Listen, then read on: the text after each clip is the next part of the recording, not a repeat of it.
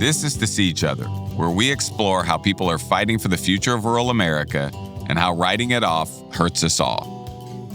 I'm George Gale. I'm a longtime community organizer and lifelong Midwesterner. And in this season of To See Each Other, we're heading to one of my favorite places, Wisconsin, to get to know a group of small-town senior citizens fighting for the dignity of the elderly and a better future for us all.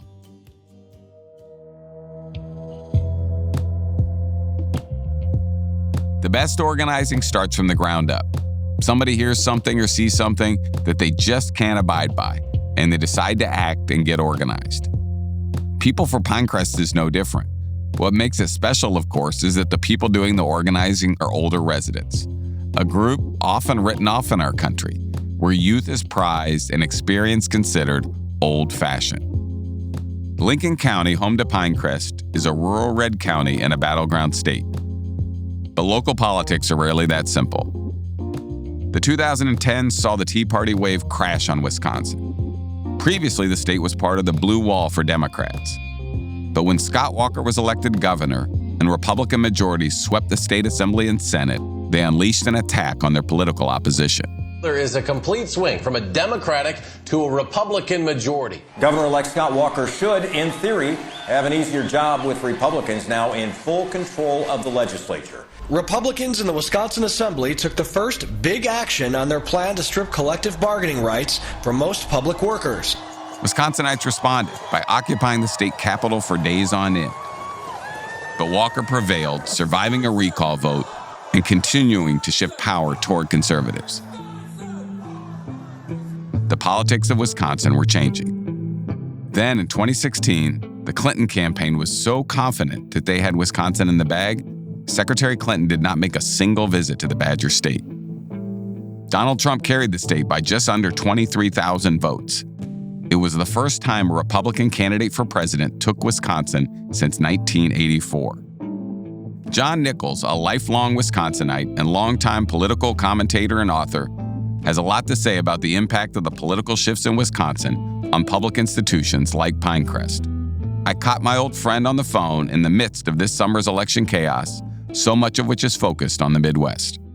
The thing to understand about it is, it's not like people in Lincoln County or northern Wisconsin or northern Michigan or northern Minnesota changed. What's happened is that they were neglected.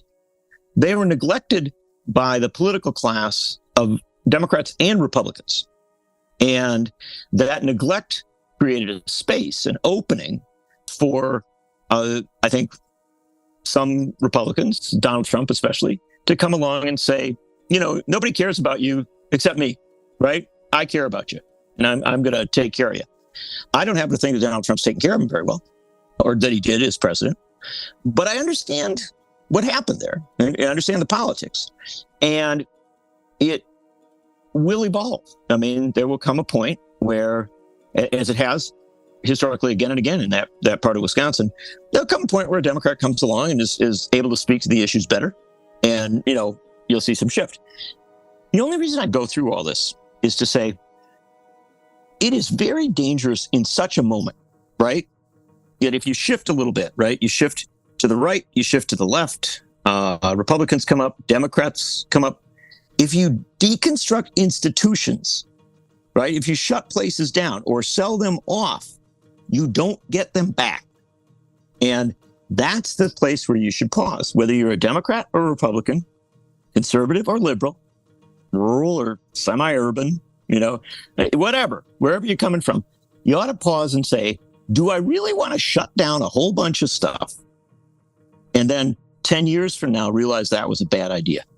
Because opening something up, something good, is a lot harder than shutting it down or selling it off. That's just the bottom line reality. And so I think that's one of the dangers in a lot of places. And it's not just Lincoln County, it's all over. It's all over the upper Midwest. It's what we're seeing with rural hospitals. It's what we're seeing with rural schools. It is what we are seeing with post offices, right? They're saying, well, you know, we don't need that anymore. Communications has changed. Transportation has changed. Politics has changed, blah, blah, blah. So you know what we're going to do? We're just going to sell this place off, or we're going to shut that place down. I'll tell you, the impact for rural communities is that you usually don't get it back. And we're seeing across a lot of our rural regions, a hollowing out of those rural regions. Not because people didn't want to be there. I grew up in a town. I was born and had 970 people in it. I wouldn't trade where I grew up for anything. It was wonderful, right? And I think a lot of people feel that way. But you got to have a post office. You got to have a school. It's pretty good to have a hospital. And it's pretty good to have a senior center or some sort of nursing home or skilled care facility. You start to take all those things apart. You start to weaken them. You start to say, oh, well, we're going to let somebody out of New York or Chicago run it, right? I think that's the place where you start to do real damage to the human infrastructure, the physical infrastructure of your community. Human infrastructure. I want to say that again. Real, nearly irreversible damage done to human infrastructure in rural areas. But the conservative county board officials in Lincoln County, Wisconsin, underestimated its community.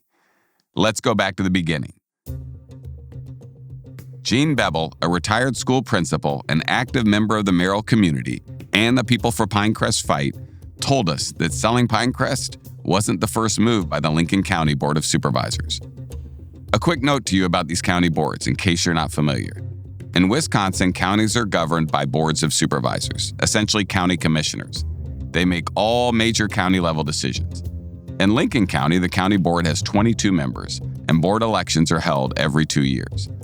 The Lincoln County Board's efforts to dismantle social services and other non-mandated programs started with exactly the kind of power shift that John Nichols is talking about. The big picture of where we're at starts way back 3 years ago when we noticed that such a strong effort was being put toward replacing many county board members who were not of like mind with the majority.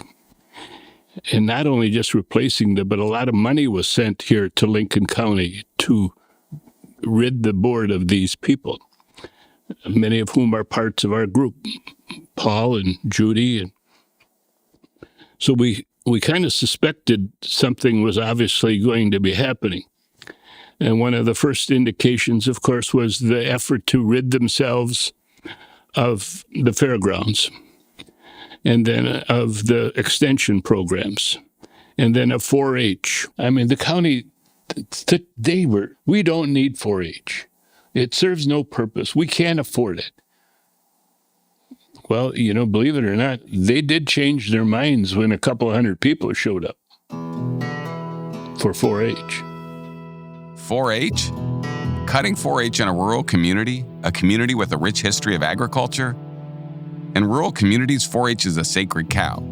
People of all political stripes love that it exists, and you definitely don't come for it.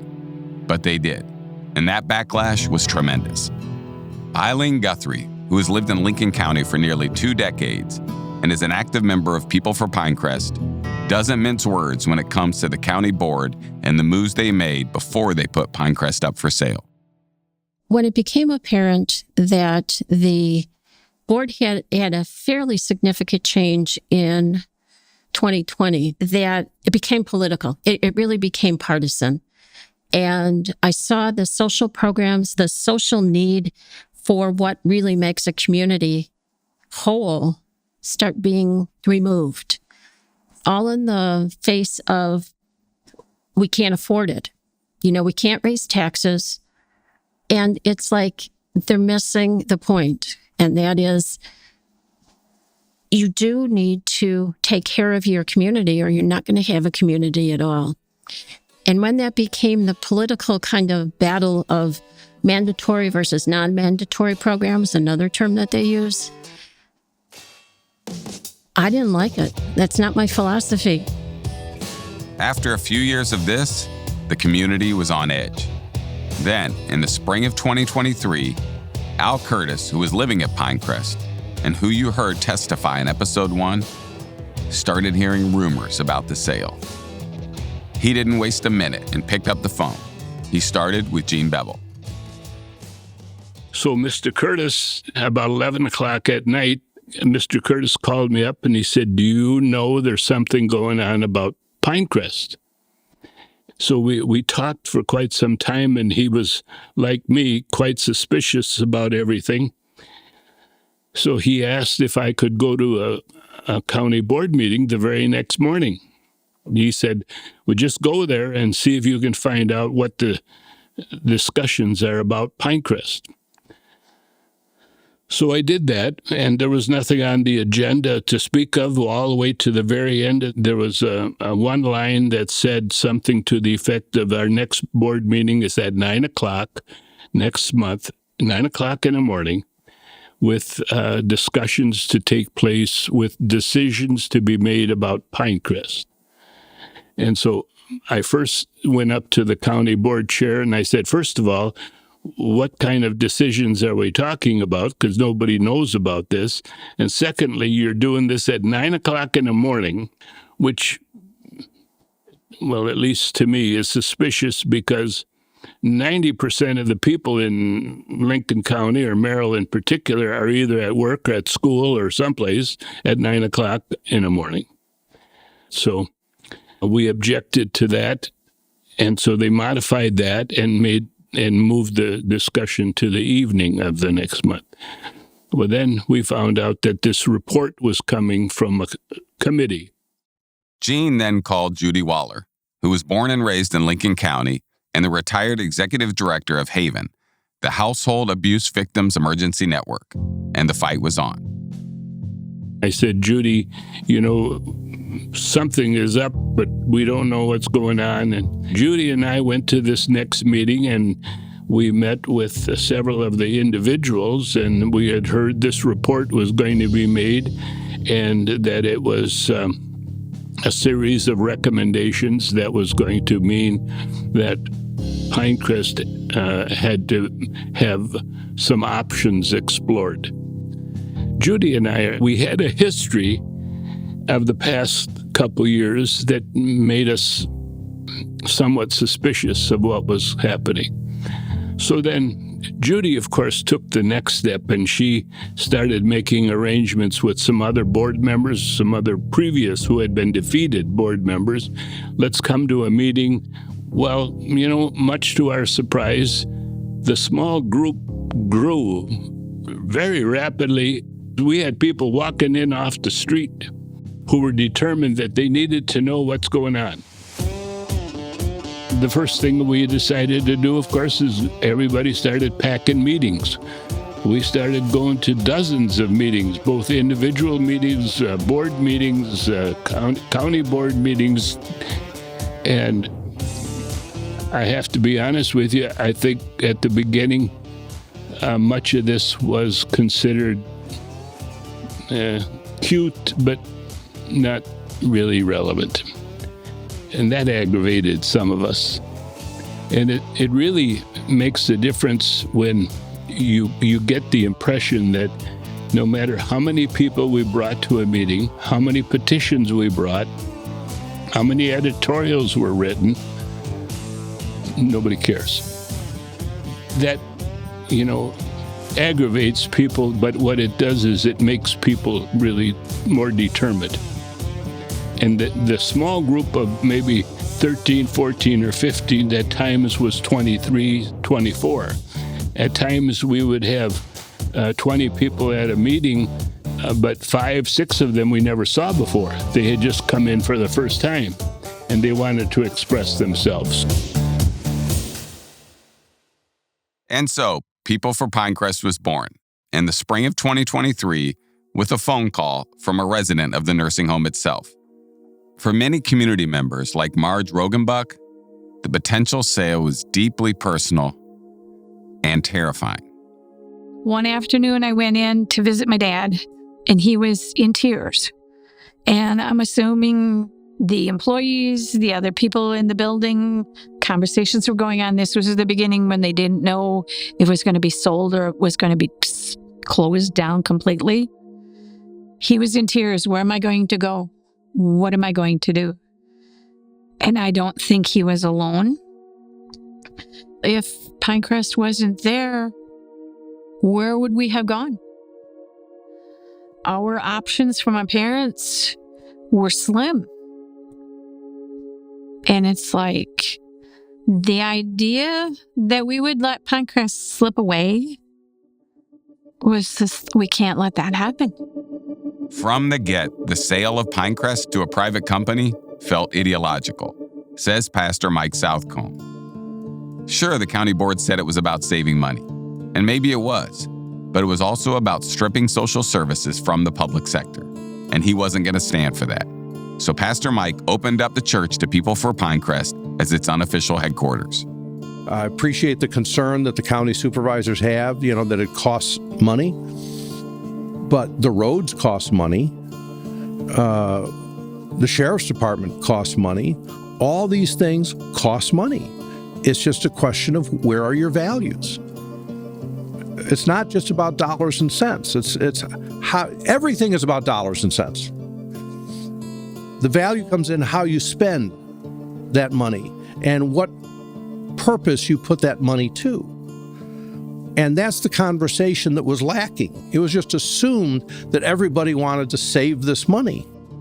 So it's a question of value. So let's have that conversation rather than just reduce it down to an accounting problem. We have meeting rooms. They're there.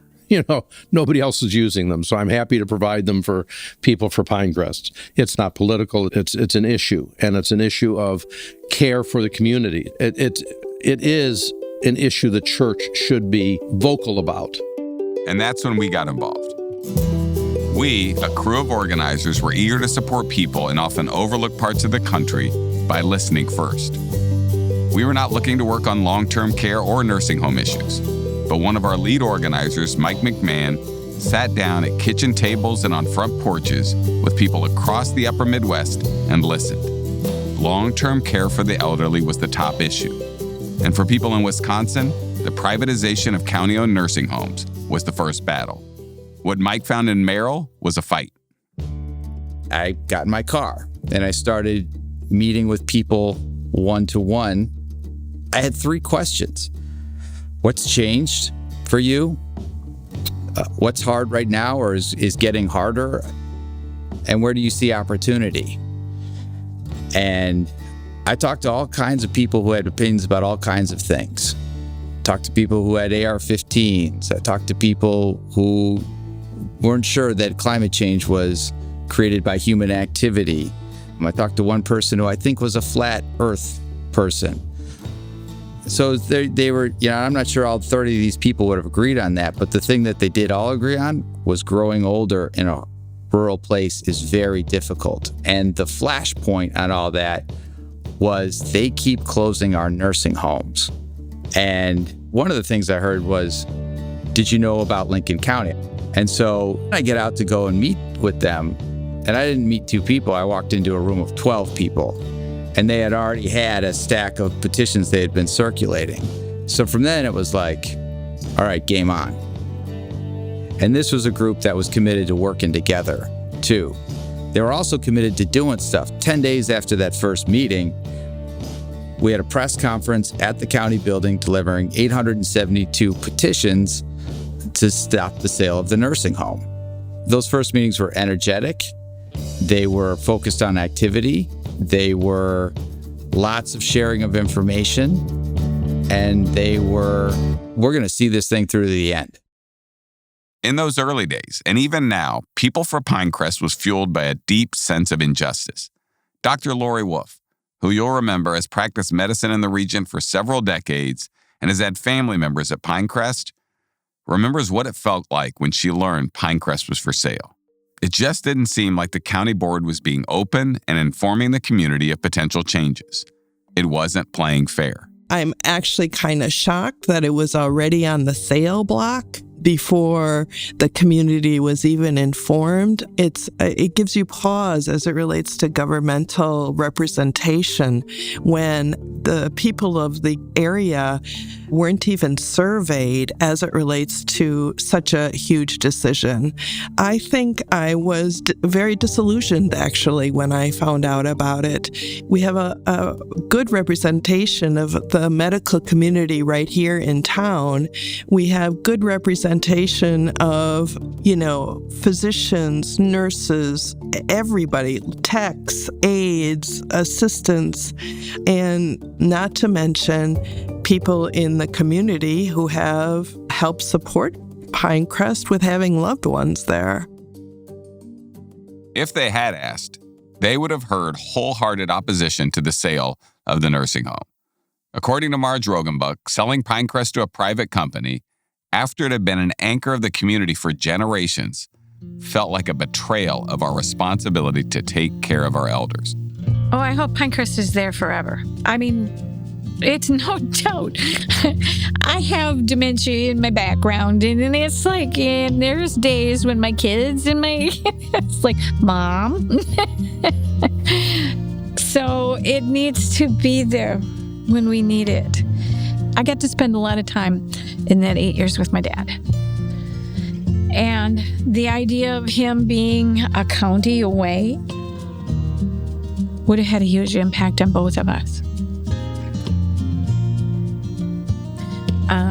But until you're there every day, until you see and get to know the people and get to see how the aides, the nurses, the activities people, the social workers, they care about them. They're people that live in the building that they take care of. You know, they brought us into this world. They took care of us, and now we need to take care of them. They're people. They were productive people. They paid their taxes. They worked hard. When I look back at what my grandpa was born in 1899, my dad's dad, and the things that he lived through. And it's like, that's something. That is something. They lived through Depression, 2 wars, the Korean War, the Vietnam War, and they're still standing. And they have stories to tell how they got through those things. We should revere them, not put them away somewhere and go, you take care of them. And while Marge Rogenbuck experienced Pinecrest nurturing her aging parents, others in the community were nurtured by Pinecrest, even when they were young. Tim Moe, a master social worker and longtime Merrill resident, has a relationship with Pinecrest that goes back generations. I grew up in Merrill. I always say I wasn't born in Merrill, so I wasn't 100% a Merrill person, but I grew up here. And my mom was a nurse at Pinecrest for a number of years. It's just kind of been a place that's kind of weaved sort of through my life. So when I was a teenager, they would hire like a high school kid. I was actually still in like junior high. I think I was 14 when I got hired. There was me and another guy. We would work every other weekend. So we switched off. And what we did is I would go into work early in the morning on Saturdays and Sundays. We would basically wash all the floors in the building. So we had one of these machines that our job was to run this machine down the halls. And then we would mop in the, like what they called back then, the solariums, the day rooms. I would take out the garbage for the whole building. And then that was my day.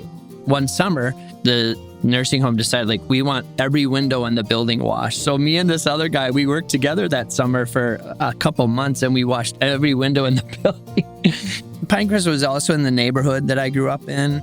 It was right across the street from the elementary school I went to. It was, 10 blocks from home. We would visit my mom there. And so in hindsight, I think it probably had something to do with my ultimate eventual interest in working with elderly people because, I was in and out of people's rooms because I was washing the floors and I got to know residents and they knew my name. And even some of the people that had like really bad dementia, we would talk. And I just remember that having like an impact on me that like, man, these people you can tell they've had interesting lives, but there's also some sadness too, because there were some people there then that were really impaired. And I just was kind of awed at how much care people needed and that type of thing.